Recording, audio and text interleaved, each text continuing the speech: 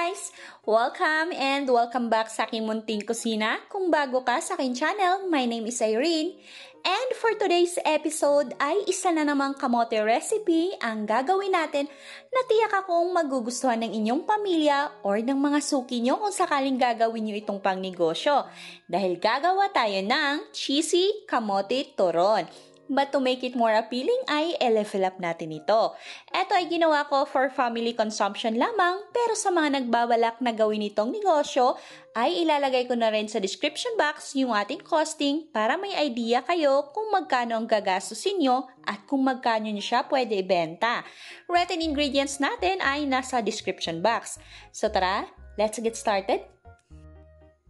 Siyempre, gagamit tayo dito ng kamote. Ito ay 1 kilong kamote na hugasan ko na ito. Laga lang natin ito hanggang sa malambot na. Ang gamit ko ditong kamote ay yung kulay dilaw. Pwede din naman na yung kulay ube na kamote ang gamitin nyo. Yun nga lang, kulay ube din ang kalalabasan ng inyong kamote turon, which is okay lang din naman.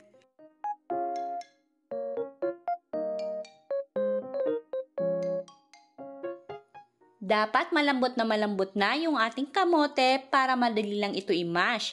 Kung kagaya neto na lumalaban pa sa ating tinidor, pakuluan nyo pa ito ng ilang minutes. So, eto na yung ating nilagang kamote. Mash lang natin ito using potato masher.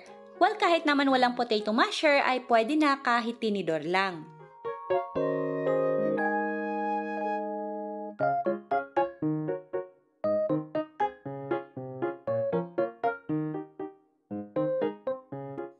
Sinukat ko yung ating kamote in 2 cups para may idea kayo kung ilang cups ng mashed kamote ang magagamit natin sa recipe na to.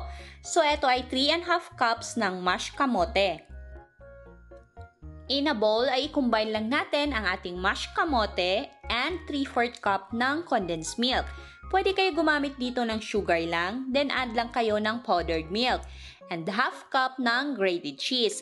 Haluin lang natin ito. Mas maganda kung malinis na mga kamay ang gamitin natin sa paghahalo para mas ma-incorporate natin mabuti yung mga ingredients.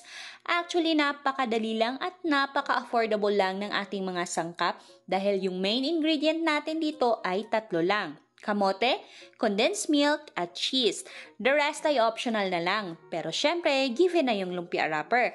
Kung gusto nyo na OB flavored ang inyong turon, you can add OB powder or OB flavoring or you can use OB flavored na condensed milk.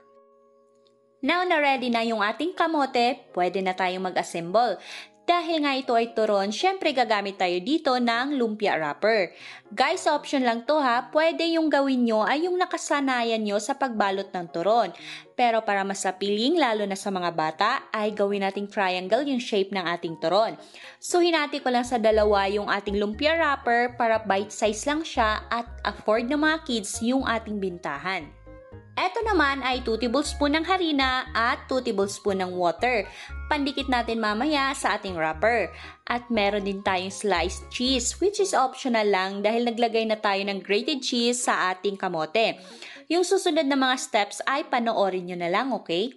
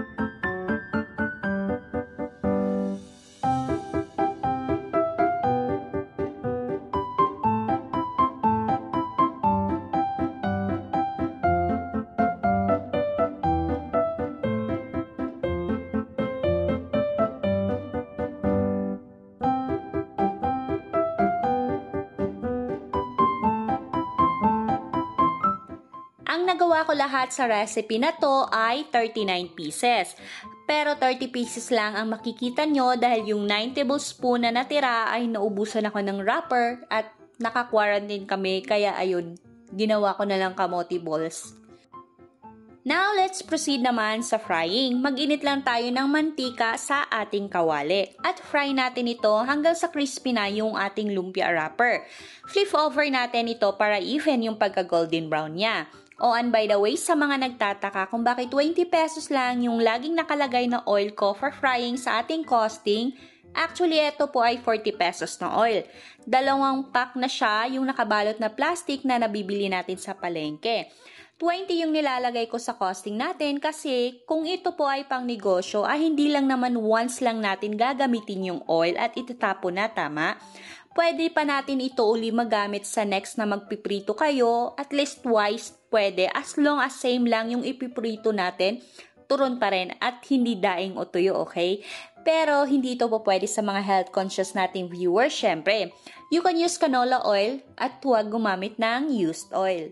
At habang piniprito pa natin ang ating kamote turon, para sa mga hindi pa nakapag-subscribe, please subscribe sa ating YouTube channel and please click the notification bell and click all para ma-notify po kayo pag may bago tayong uploads. Paki-follow na rin po ng aking Facebook page, Instagram, join na rin po kayo sa ating Facebook group. At kung hanap nyo naman ay easy breakfast ideas, murang ulam recipes, at hindi maingay na kusinera, well, sagot ko na rin kayo dyan. Guys, please support my second channel, Kitchenatics. We'll be uploading easy and quick recipes, mostly breakfast ideas at ulam naman, para naman may pang negosyo at pang merienda kayo dito sa Taste of Pinas at may pang ulam din kayo sa Kitchenatics. Actually, ready na ito eh. Pwede nyo na ito i-serve or i-benta. Pero para mas pasarapin ang ating turon, ay gagawa tayo ng caramel. Para naman sa ating caramel ay naglagay lang ako ng 3/4 cup ng white sugar sa ating kawali.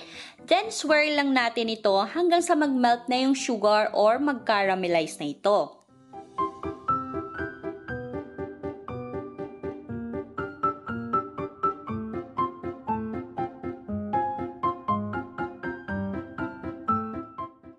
Then add in 1/4 cup of butter, or you can use margarine or margarine sa ating mga Pinoy kung walang butter sa bahay. Once na nag-melt na yung butter natin, let's add in 1/2 cup ng evaporated milk or fresh milk. Then continue lang sa pagluto over medium heat lamang hanggang sa lumapot na ito. Now let's toss in our turon and sprinkle some roasted sesame seeds.